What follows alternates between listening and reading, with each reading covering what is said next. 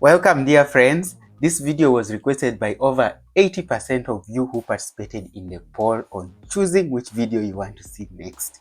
And I can totally understand why.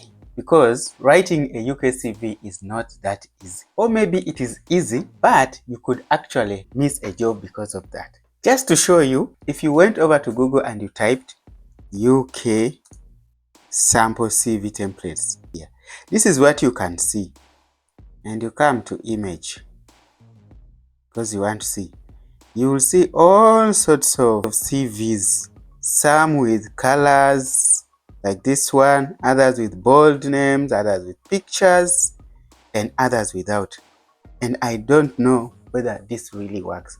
As for me, I know they didn't really work for me, and this is why. According to the survey that was conducted among employers in the UK, these were all the reasons they gave for rejection of CVs. And you can see, apart from the usual typing errors and things like that, but you can see here other reasons. Decorative paper, including a photo, large blocks of text, and so forth, are the reasons for rejection. And trust me, I really know what it means for your CV to get rejected, because in most cases, it gets rejected not because you are not a suitable candidate, but because of the layout and the way you have written your CV. So I totally understood when you guys say that you are trying to apply for that opportunity which I talked about, but the CV and the cover letter part is the one that you are struggling with. So when you voted for this video overwhelmingly, I totally understood. So if you are ready to improve your CV and increase your chances of getting that opportunity that we talked about in our earlier video, and if you are not sure which video I'm referring to or what opportunity I'm talking about, you can just click right here and you watch it. Otherwise, if you are ready to improve your CV, just get your pen and paper ready and let's start. First, what do employers really look for in a trainee dental nurse? Well, the basic academic requirement is secondary school education. GCSE scores A+ to C in English and math, or its equivalent. And in terms of academics, that's really what they need. And even if you don't have that qualification or you cannot prove that you have it, most of these employers have their own tests that they can administer for math and English to assess your basic understanding of those two subjects. So honestly speaking, you can actually become a trainee dental nurse without any academic qualifications. So what else might they be looking out for when considering a candidate? Well, these can differ from employer to employer, but generally speaking, they are looking for excellent communication skills, both written and verbal, attention to detail, empathy or compassion, and of course a genuine interest in dentistry, because this is a dentistry field, a strong desire for learning and self-improvement, a passion for service. For example, if you have ever served any healthcare, voluntary work, if you have ever been in customer service, things like that are some of the qualities that they are looking for. So now that we have an idea of what the employer might be looking at, it is now time for us to look at the actual CV. And remember, your CV is your first impression to the employer. So make sure it is the best first impression of you, so that you stand a high chance of being selected. So the first thing that you want to put on your CV is your details, of course. Your name, your contact, your email, and your address. It doesn't have to be a full address. And in fact, if you live in a place, let's say you live in Uganda and you don't live in the capital city, you can as well always put the capital city as your city or any other known city, other than putting a town which is little known, unless if you are applying within your country. But if you are applying internationally, put the best known city nearest to you. Once you put the details, the next thing is your personal statement. This is going to be brief, and we are going to see all of this, how it looks in an actual sample of a CV for this particular job. So under your personal statement or personal profile, you write a brief introduction of yourself, and why you are interested in this role. For our case, it is trainee dental nurse, and why you think you are a strong candidate, or a statement which answers why should we choose you over the rest. But remember, it must be brief, 3 or 4 sentences at most. Once you're done with that, you write your education and qualification if you have.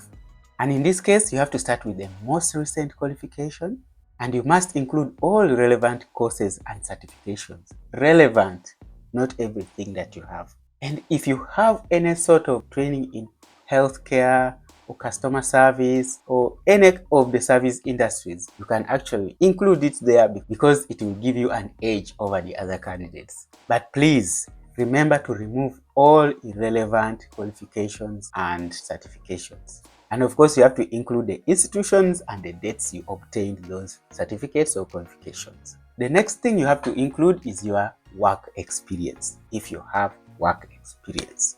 If you don't have work experience, you can as well write you don't have work experience, you are fresh from school. But of course, I'm sure most of you watching this video have work experience that you can actually write in your CV. But remember, for a trainee dental nurse, no work experience is actually required because it is an on-job training. But if you have relevant experiences, don't hesitate to include them. And the most valuable experiences in this case would be, as I've mentioned earlier, experience in customer service, an experience in healthcare, some experience in administrative roles, and also roles that included teamwork. And remember, if you are writing these experiences, make sure you write the role, but also include what achievements you got from that role. After writing your work experience, then you can move to the skills and abilities. But some CVs, you can start with the skills and abilities, then go to the work experience. The order doesn't matter as long as you include them. Under the skills and abilities, just like under work experience, only list things that you think are relevant to the job description. Because I assume before you apply, you would have already gone through the job description, because that is the beginning point. Don't start applying before reading the job description. Otherwise, you will write your CV wrongly. Because it is after reading that job description that you can be able to pick all your experiences or your trainings and only filter the ones that are relevant to that particular role. After you have done that, then it is time to write your references. And writing references is also optional. You can write that you have references that are available when required. But if you are comfortable writing your references there, then go ahead and list them there. And make sure these people that you are including under your references are people who have your best interest at heart.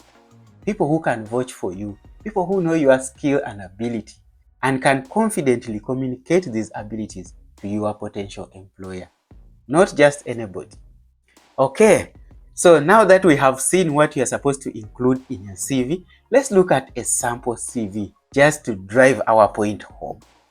So what you are seeing on your screen is a sample CV, but I don't know whether it is clear enough. But as you can see this part, it reads dental nurse. For you, you can be writing trainee dental nurse. Then you put your address and contacts here. This is where you put your personal statement. This one just decided to write about me. You can write personal profile, you can write personal statement, and you can see how short it is. It briefly mentions something about them, their studies, and why they want to become, and why they want to get this position. As you can see, I'm currently studying the NEBDN diploma in dental nursing. This is the course that you'll be studying when you get this role. I really want to be a dental nurse because I have a passion for dentistry. My previous careers have taught me customer service skills, and I like to complete my work with high standards. Okay, and then they come and write here their skills. As you can see, these ones are just in bullet form. You don't have to write full statements for this. Then they come to education. This one has only secondary school education, as you can see. Then they have a BLS certificate, basic life support certificate, obtained this year. Next, they come to employment history. So as you can see here, they state the role, head waitress. And what were they doing? Cash handling, team leading, bookings management at a restaurant during this period. Then they come again to waitress. So this is the most recent employment, and this was before. So under this, they were doing customer service, cleaning and presentation, keeping logs of procedures.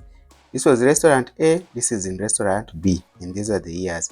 This one puts the hobbies, but hobbies are not essential. They don't add any value to a CV.